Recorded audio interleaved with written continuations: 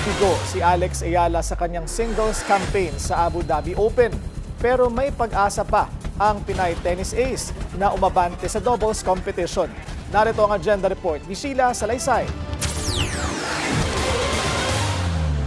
Tapos na ang singles campaign ng Filipino tennis sensation na si Alex Ayala sa Mubadala Abu Dhabi Open. Matapos matalo sa quarterfinals kay world number 11 Ekaterina Alexandrova ng Russia. 6-3, 6-3, Huwebes ng gabi, oras sa Pilipinas.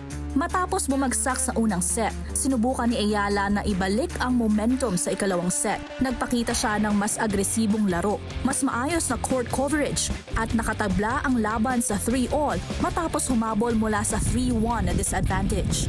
Pero nanaig ang karanasan at teknik ni Alexandrova na gumamit ng matitinding first serve at precision down the line forehands para kontrolin ang mga rally at tuluyang maisara ang laban. Kahit pa nagpakita ng magandang 40-15 lead si Ayala sa huling game.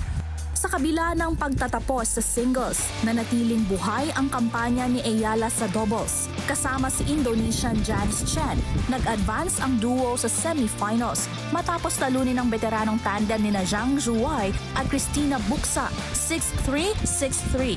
Haharapin ngayon ni Ayala at Chen ang 4-seeded duo na sina Teresa Mihalikova at Olivia Nichols sa semifinals na nakaschedule ngayong Biyernes alas 8 ng gabi oras sa Pilipinas. Para sa agenda, Sheila Salaysay, Billionaire News Channel.